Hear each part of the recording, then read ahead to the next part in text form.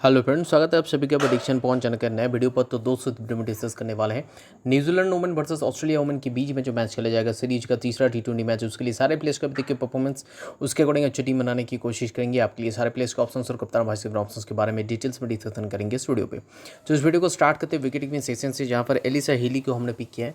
और Australia women team से as an opening batsman 2 matches में सिर्फ 6 रन बनाए, लेकिन आप फिर भी इनका सिलेक्शन रेट देख सकते हैं 75.92, क्योंकि उनके अलावा जो और ऑप्शन है के मार्टिन 2 मैचेस में 5 पे बैटिंग की, जहाँ पर इन्होंने 6 रन बनाए। तो ये दोनों ही बैटिंग में सेम स्कोर किए, लेकिन ये ओपनिंग करती है और ये 6 पे बैटिंग करती है।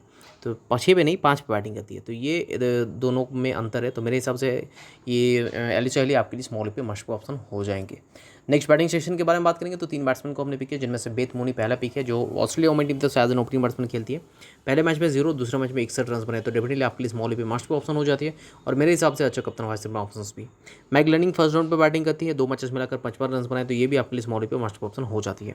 तीसरी पिक एम ग्रीन थोड़ा सा हटके है, 6-7 पर बैटिंग करते हैं, दोनों मैचेस मिलाकर 31 रन बनाए। मतलब उतने अच्छे रन नहीं बनाए, मतलब उतने अच्छे मौका नहीं मिला, लेकिन परफॉर्मेंस उतने अच्छे ही दिए हैं। अब ऑप्शंस के बारे में बात करेंगे तो 2 बहुत ही बड़े ऑप्शंस हैं, जिनमें से पहला एमी सेतरवेट। अगर आप क्रिकेट मैनेज कर पाते हैं तो इनको डेफिनेटली ट्राई कीजिएगा। फर्स्ट राउंड पर बैटिंग करती है, पहले मैच में 40 रन, दूसरे मैच में 6, यानी कि 2 मैचेस मिलाकर 46 रन बना चुकी है। और लास्ट मैच में 2 ओवर गेंदबाजी की है, हालांकि विकेट इनको नहीं मिला था, लेकिन फिर भी आपके लिए स्मॉल पे मस्ट ऑप्शन हो जाएंगे। लेकिन हम क्रेडिट मैनेज नहीं कर पाए, इसलिए हम इनको पिक नहीं कर पाए। एशले गार्डनर 5 पे बैटिंग करती है, पहले मैच में 73 रन की शानदार पारी खेली, दूसरे मैच में हालांकि 3 रन बनाए। तो 5 पे बैटिंग ऑर्डर होने के कारण हमने इनको अवॉइड कर दिया, लेकिन आप चाहे तो इनको ट्राई कर सकते हैं। 55% लोगों ने इनको पिक करके रखे हैं। रैचल हेंस आप चाहे मैडी ग्रीन की जगह पर इनको भी पिक कर सकते हैं। दोनों का मतलब रैचल हेंस जो है 4 पे बैटिंग करती है, और पहले मैच में 3 और दूसरे मैच में 29 रन की पारी खेली। तो मेरे हिसाब से ये भी अच्छा ऑप्शन हो सकती है। अगर टॉप ऑर्डर किसी तरह से कोलैप्स कर जाए तो रैचल हेंस आप काम में आते हैं, तो काम में आ सकते हैं, तो डेफिनेटली आप इनको ट्राई कर सकते हैं। बी हैलिडे हालांकि उतना कुछ खास परफॉर्मेंस नहीं कर पाए, पहले मैच में 7 पे बैटिंग की 11 रन बनाए, दूसरे मैच में 6 पे बैटिंग तो 1, यानी कि 2 मैचेस मिलाकर सिर्फ 12 रन बने, तो आप उनको इजीली अवॉइड कर दीजिएगा। तो बैटिंग सेक्शन में इन तीनों के अलावा 3 और ऑप्शन है, एमी सेतरवेट, एशले गार्डनर और रैचल हेंस। इनको मैं रिकमेंडेशन कर देता हूँ, खासकर दोनों को। एमी सेतरवेट पहला, मतलब टॉप चॉइस। रिकमेंडेशन के बारे में बात करें तो टॉप रहेंगे, और दूसरा रहेंगे रैचल हेंस सेकंड। थर्ड पे रहेंगे एशले गार्डनर। मतलब मैं एशले गार्डनर को एक्चुअली अवॉइड करने के लिए बोल रहा हूँ, रैचल हेंस को उनकी जगह पर पिक कर सकते हैं। नेक्स्ट अब बात करते हैं ऑलराउंडर सेक्शन की। 4 ऑलराउंडर को हमने पिक किया, जिनमें से पहला ऑप्शन है सोफी डिवाइन। पिछले मैच में बुखार के कोई इंजरी नहीं है, इनका बुखार आया था, तो इसीलिए किसी कारण उन्होंने पिछले मैच में नहीं खेले थे। होप इस मैच में फिट हो जाए और खेले भी। पहले मैच में खेले थे, जहाँ पर ओपनिंग करते हुए 17 रन बनाई थी, साथ साथ 3 ओवर गेंदबाजी भी की, लेकिन विकेट उनको नहीं मिला।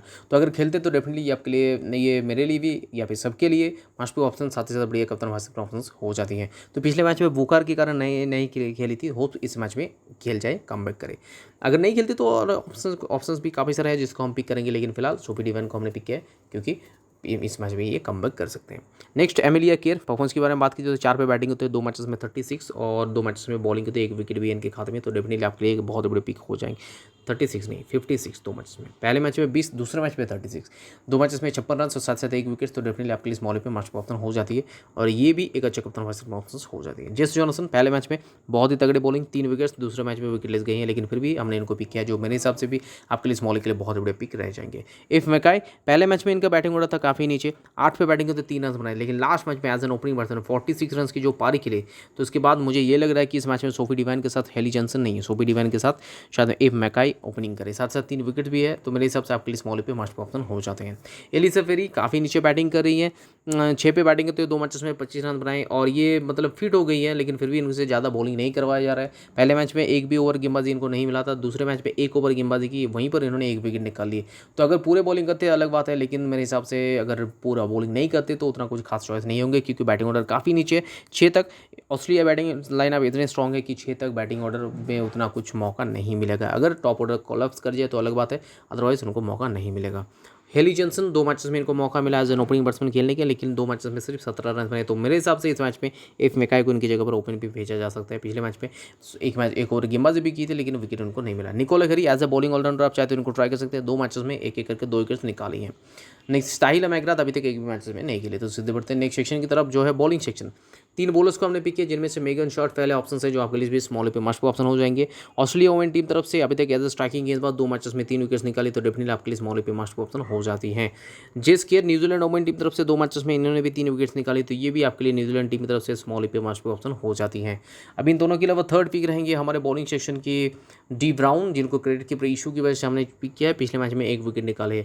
तो एज अ स्ट्राइकिंग गेंदबाज खेलते हो डी ब्राउन के अगर देखा जाए तो बॉलिंग स्टाइल भी as a first bowling option खेलते तो मेरे हिसाब से आपके लिए स्मॉल पे मस्ट ऑप्शन नहीं तो एक अच्छा ऑप्शन हो सकते हैं 8 क्रेडिट में।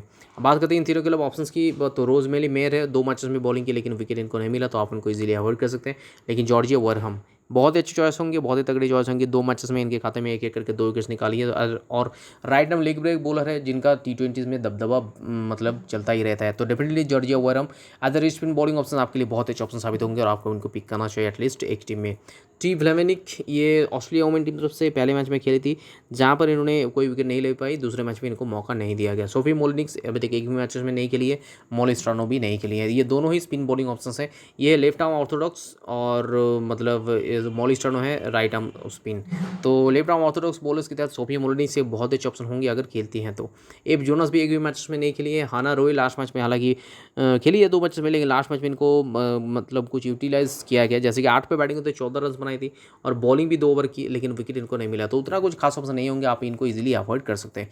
टी न्यूटन इस मैच प्लेइंग 11 में होने के अलावा कोई भी इनका कंट्रीब्यूशन नहीं है।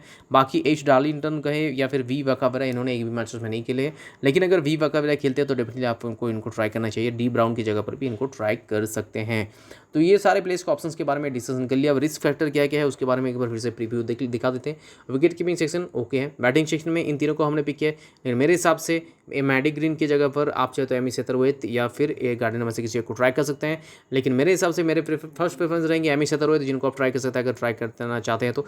सेकंड प्रेफरेंस मेरे हिसाब से रैचल हेंस और मैं भी एक टीम में शायद मैडी ग्रीन की जगह पर इनको पिक करूंगा, हालांकि क्रेडिट का थोड़ा बहुत इशू चल रहा है। नेक्स्ट ऑलराउंडर सेक्शन में ये चारों ही ठीक ठाक ऑप्शन है जिनको आप ट्राई कर सकते हैं। सोफी डिवाइन का सिलेक्शन परसेंटेज काफ़ी कम है क्योंकि पिछले मैच में नहीं खेली थी, इसलिए लोग शायद समझ रहे हैं कि इनका इंजरी है, लेकिन इंजरी नहीं थे। पिछले मैच में तो हल्का सा इनको फीवर आ गया था, फीवर हल्का नहीं बहुत भारी से फीवर था तो इसलिए ये नहीं खेली थी पिछले मैच में। तो दिक्कत की कोई बात नहीं, इस मैच में शायद ये कमबैक करेंगे, अगर कमबैक नहीं करते तो तब देखा जाएगा। बॉलिंग सेक्शन में तीनों जो ऑप्शन सामने पिके तीनों ही ठीक ठाक, दोनों ठीक ठाक ऑप्शन है। एक थोड़ा सा रिस्की है वो है डी ब्राउन, इनकी जगह पर आप अगर क्रेडिट मैनेज कर पाते तो सॉरी जिसके नहीं जी वरे हमको ट्राई कर लीजिए।